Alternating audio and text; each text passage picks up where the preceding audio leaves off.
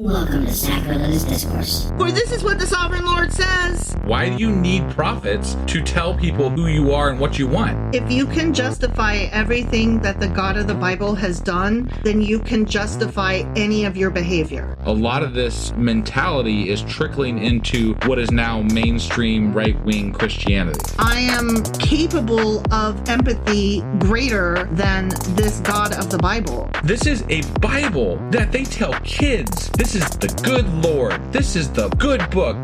He is fantasizing about murder, mass murder. Head over to sacrilegiousdiscourse.com right now to find out how to leave us a review or support us on Patreon.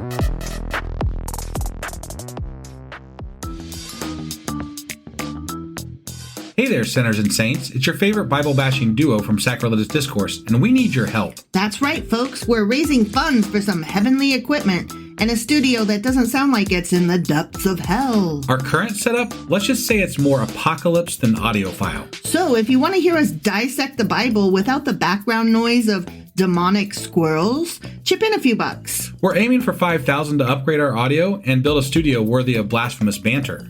Donate today and help us spread the good word of atheism. You can find a link right on our homepage, sacrilegiousdiscourse.com. Every dollar counts. Even if it's from your collection plate.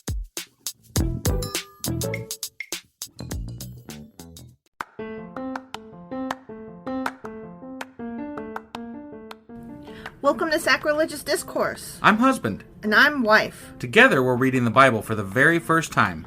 We grew up without religion and wanted to know what all the fuss was about. Well, what have we learned so far? That God is a dick, and apparently some people believe in talking donkeys? We're not trying to pass ourselves off as experts. Nope, we're just reading the Bible for the first time and giving our first take reaction. If you'd like to join us in this venture, you might consider starting at episode 1. Otherwise, jump in wherever you like. All right, let's go read the Bible. Yeah, let's get to it. Husband! Wife! Do you remember what happened last week? Well, it was a cliffhanger. It sure as fuck was. We're trying to find out if there's going to be a fucking genocide. Right? Jesus. Oh my goodness. It just came out of nowhere. Yeah. No, that's some crazy shit. Yeah, so Haman is like this noble, and King Xerxes had said everybody's supposed to bow to this noble guy. And then Mordecai was like, but no, I don't want to. Right. And then Haman was like, well, you, King Xerxes, should kill all those people, those Jews, all of them. Not just the one that wouldn't bow, but every single one. And I'll pay you. And King Xerxes specifically said, keep the money and do with the people as you please. Yeah. And we were like, what? Right? Yeah, that's insanity. And that's how that ended. Right, so that was Esther chapter 3. Sure as fuck was. And today we're going to be reading Esther chapter 4, and I can't wait to find out what's going to happen.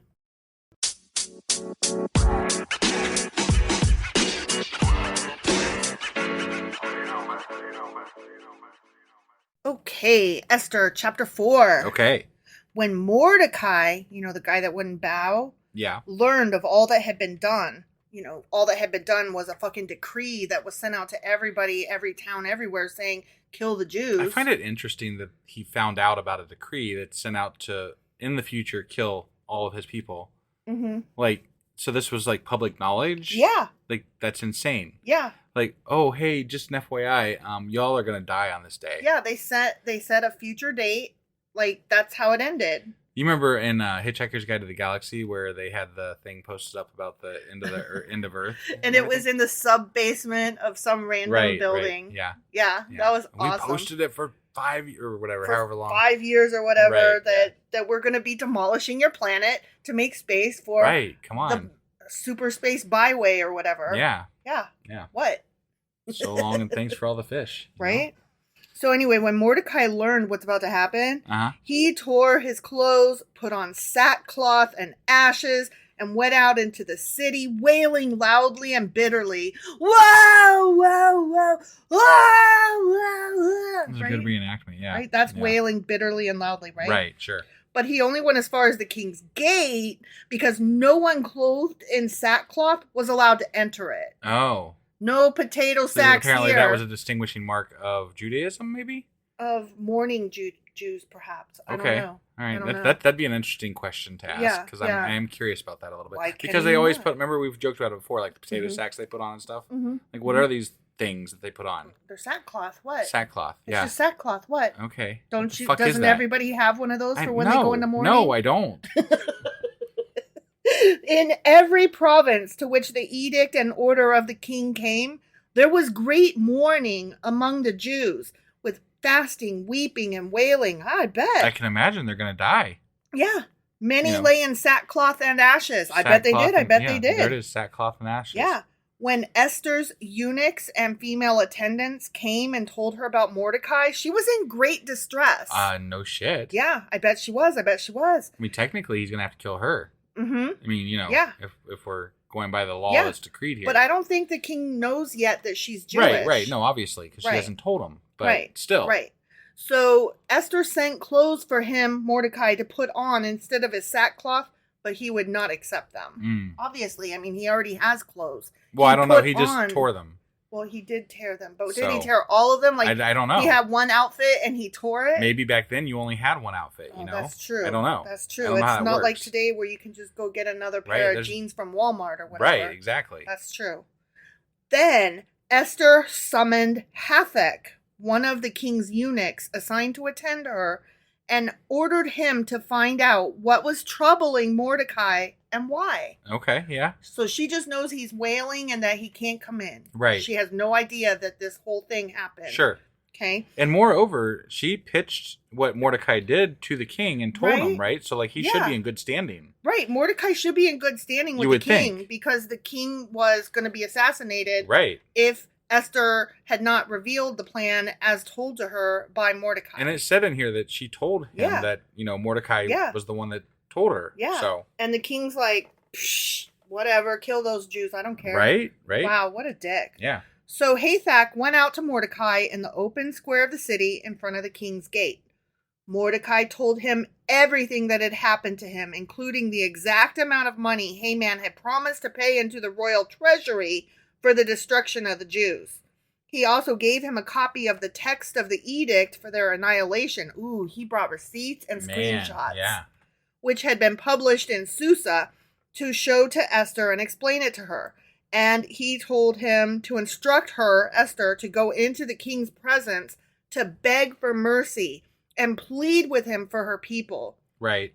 Which makes sense. Sure. Right? I mean, Yeah, I this mean, is it's- networking at its finest, right? Right. You got someone high up. You pull those Yeah, strings. she's you know? fucking queen. Right. Right? Hathach went back and reported to Esther what Mordecai had said. Then she instructed him to say this to Mordecai.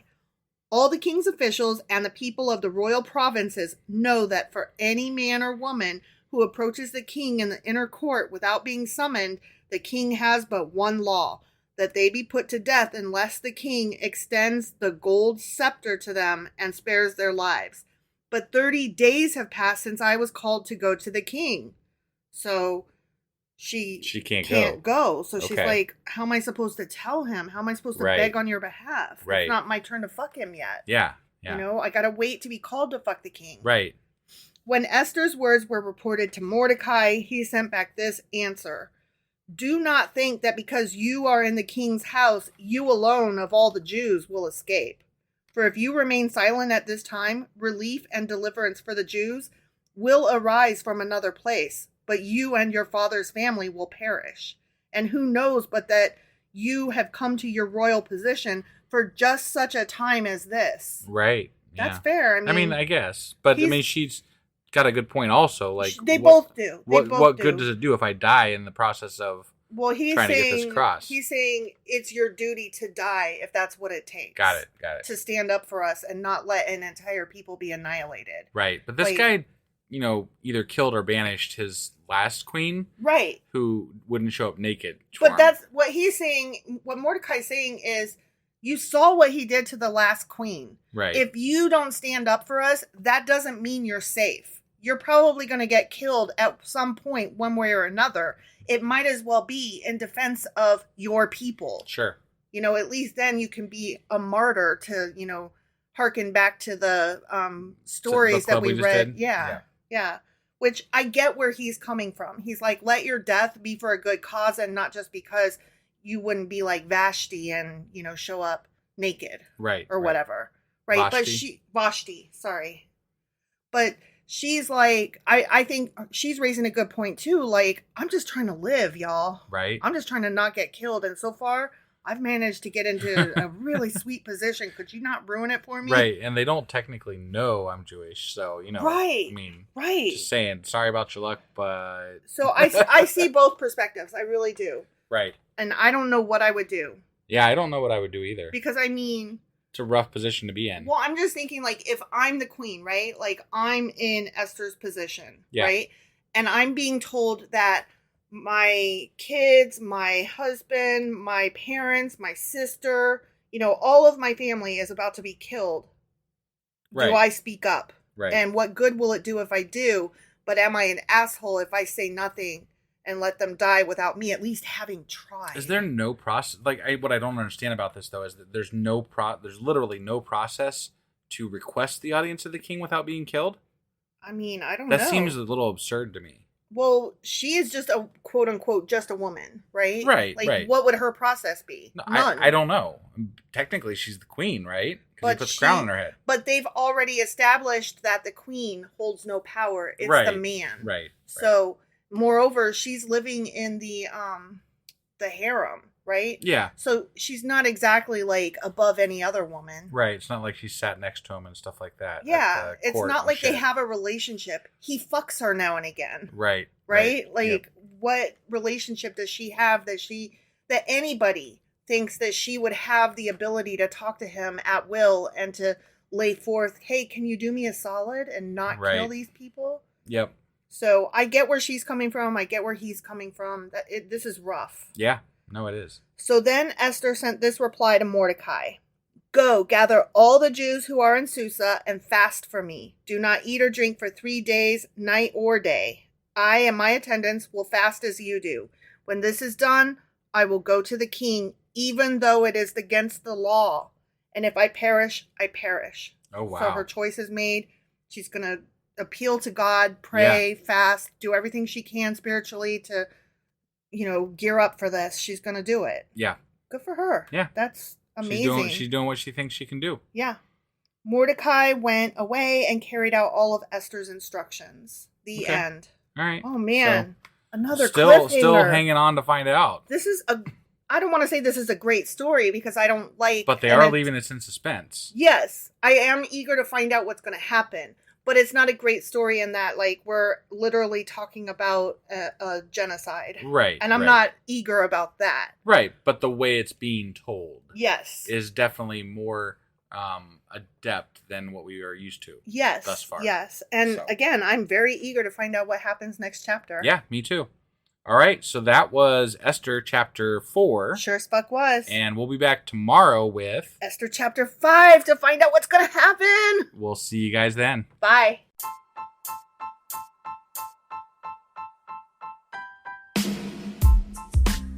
Hey, wife, I guess that's the end?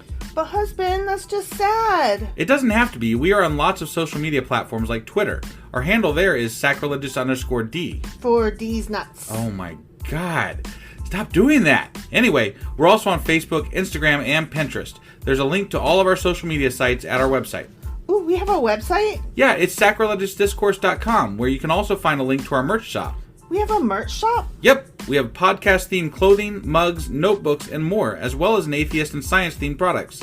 Wow, our fans should really go check that out right now. Definitely. They can get in touch with us by sending an email to sacrilegiousdiscourse@gmail.com. But before they do that, we could really use some help. Oh yeah? With what? Well, it's not free running the podcast, and we need some financial support in order to get better equipment, which will free up time so we can concentrate on our podcast and our fans. Okay, so what should they do? Head over to patreon.com/sacrilegious discourse and sign up as a contributor on our podcast. Supporters there receive additional bi-weekly episodes that we record just for our Patreon members for as little as $2 a month. Also, we'd really appreciate it if you would like and subscribe on whatever platform you're using. And Apple Podcast reviews help us out tremendously. Like and subscribe. Leave an Apple review. Join us on Twitter. Support us on Patreon. That's a lot of instructions. Don't forget to say thanks. Thanks. Okay, bye.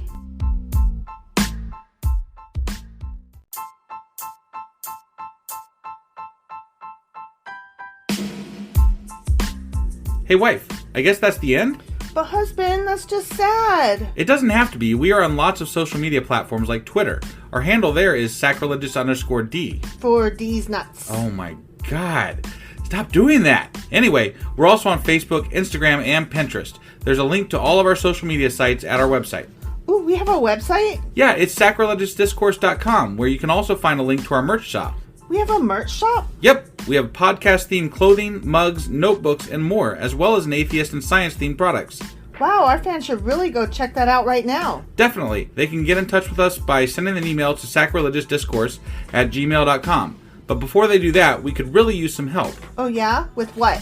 Well, it's not free running the podcast, and we need some financial support in order to get better equipment, which will free up time so we can concentrate on our podcast and our fans. Okay, so what should they do? Head over to patreon.com/sacrilegious discourse and sign up as a contributor on our podcast. Supporters there receive additional bi-weekly episodes that we record just for our Patreon members for as little as $2 a month. Also, we'd really appreciate it if you would like and subscribe on whatever platform you're using. And Apple Podcast reviews help us out tremendously. Like and subscribe, leave an Apple review, join us on Twitter, support us on Patreon. That's a lot of instructions. Don't forget to say thanks. Thanks. Okay, bye.